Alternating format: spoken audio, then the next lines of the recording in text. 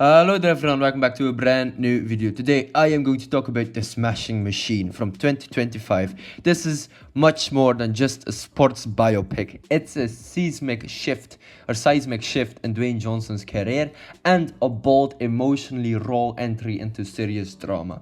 So obviously The Smashing Machine tells the true story of Mark Kerr, a legendary MMA fighter whose dominance in the ring was matched by personal battles outside it, addiction, relationships, and identity. Written and directed by Benny Safdie, known for gritty character-driven films like Uncut Gems, this movie dives deep into the philosophical toll of fame and physical punishment. It's not just about fighting, it's about pain, vulnerability, and redemption. The tone is raw, intimate, and unflinching, a far cry from Johnson's usual blockbuster fare.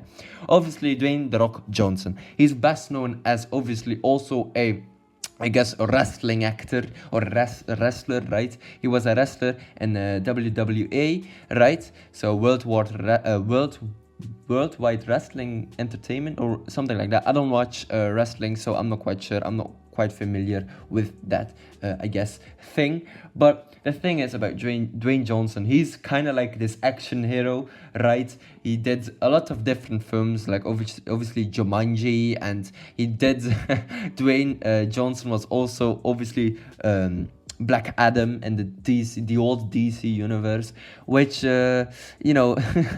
he fumbled on that one. So there we go.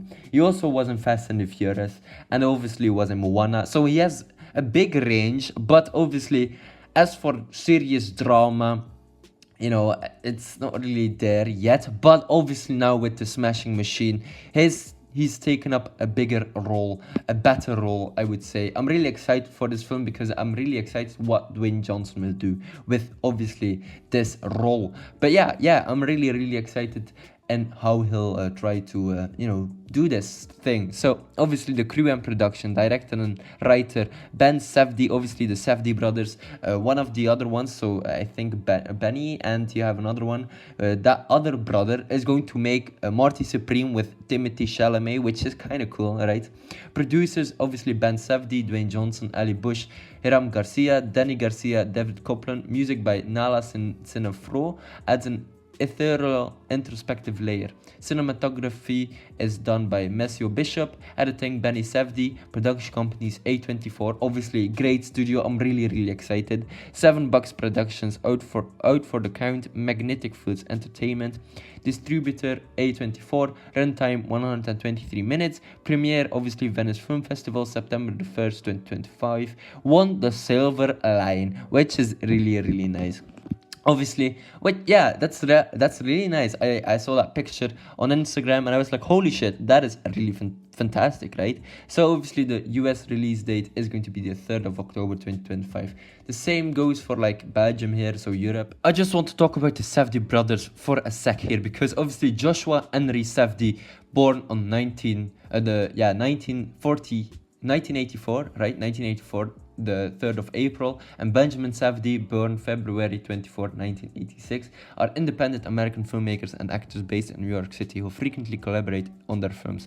They are best known for writing and directing the crime thriller films Good Time from 2017, starring Robert Pattinson, and Uncut Gems, starring Adam Sandler. In addition to writing and directing, both Josh and Benny serve in a variety of key positions, including acting, editing, shooting, mixing sound, and producing their films. They have also frequently collaborated with Ronald Broinstein, who has co-written and edited all of the narrative features, beginning with the 2009 film Daddy Long Legs. Okay, that's interesting. Other recurring collaborators include composer Onithrix Point Never, cinematographer Sean Priest Williams, and production designer Sam Licenso, something like that.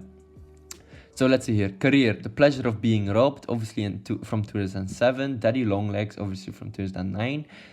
Was the director's Fortnite section at the 2009 Cannes Film Festival. Lenny Cook from 2013. Heaven Knows What from 2014. Good Time from 2017. Uncut Gems from 2019. Split and solo projects. In December 2017, The Hollywood Reporter announced that the Safdie brothers would helm a remake of 48 Hours, with the script being written by Josh Safdie. Obviously, in December 2019, the Safdies liberated in an interview with AV Club saying the film was still being made, but it would no longer be a remake. The script was instead be reshifted into something original. In 2020, Showtime ordered a pilot for The Curse, a show about the making of HGTV-style reality series starring Emma Stone, Nathan Fielder, and Benny Safdie. Fielder co-created and co-wrote the show with Benny. Obviously, that's really interesting.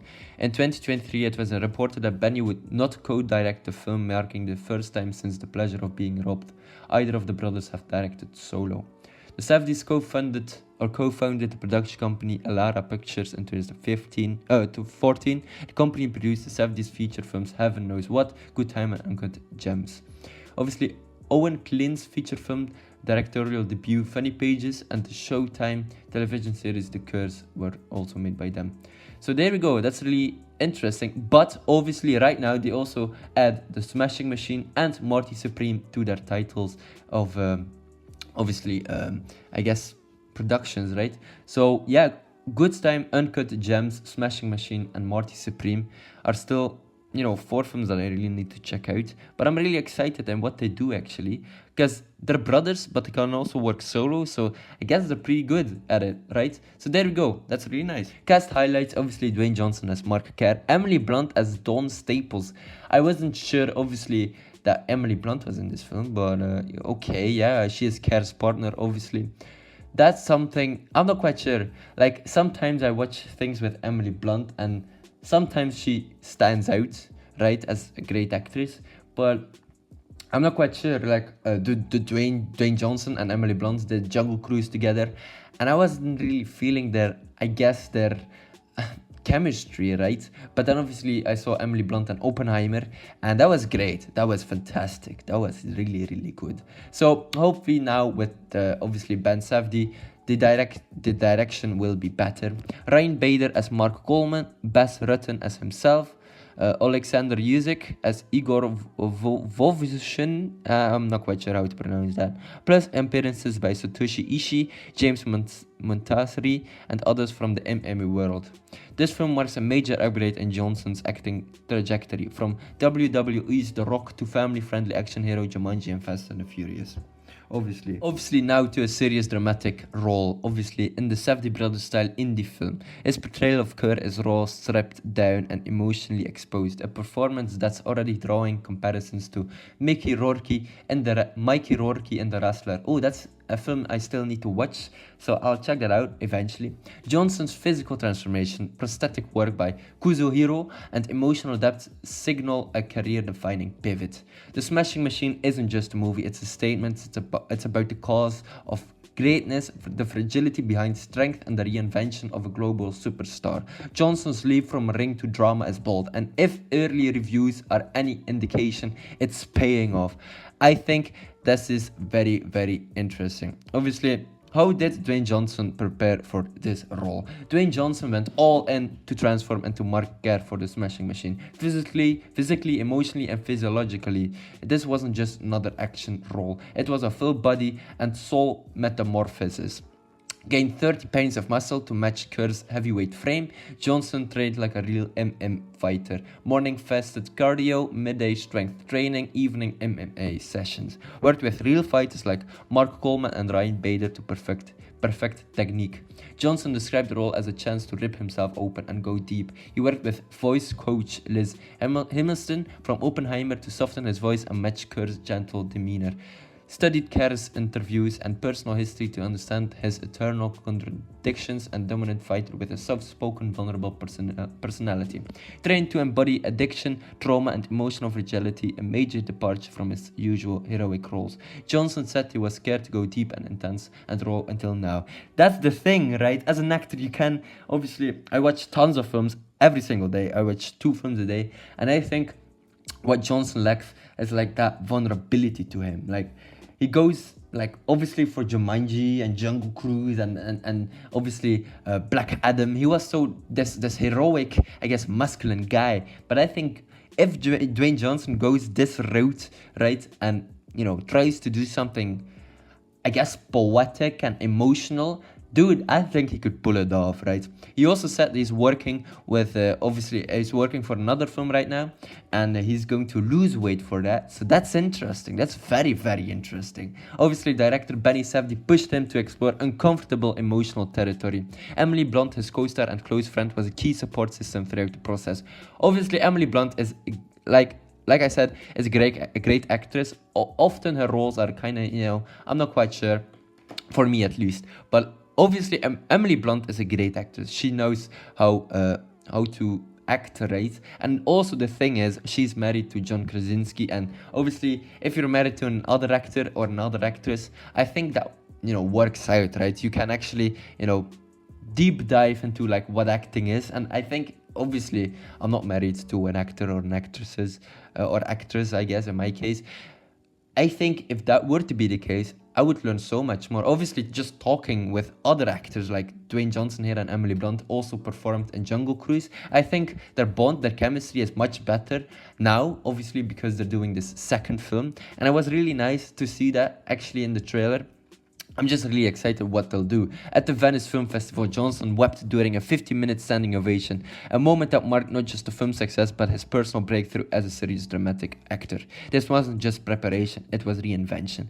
And that's good, because obviously, just like Brendan Fraser in The Whale and Mickey Rourke in The Wrestler, Dwayne Johnson now is going to take on serious drama roles. And I can't bloody wait to see what he'll cook next, because as a film fan myself, I just love how actors, transform into other characters, right? Obviously, Dwayne Johnson, there was this meme, obviously, about Dwayne Johnson just, wearing the same shirt for like 5 different films in Fast and the Furious, Jungle Cruise, Jumanji, and stuff like that. That was the thing. He was always the same guy, always that strong guy. And obviously, Black Adam kind of bombed. There we go. And I think because of that, Dwayne Johnson, rotated his acting career and was like, maybe I should try this. And hopefully it worked out. I haven't seen the film right now. Obviously it won a prize, and I'm really excited because if it won a prize, it needs to be good, right? So I'm just hyping myself up here. But alright, ladies and gentlemen, hopefully you enjoyed this video. Don't forget to like and subscribe, and obviously let me know down in the comment section below what you thought of the trailer, what you thought of the video, and I will check you later. Goodbye everyone.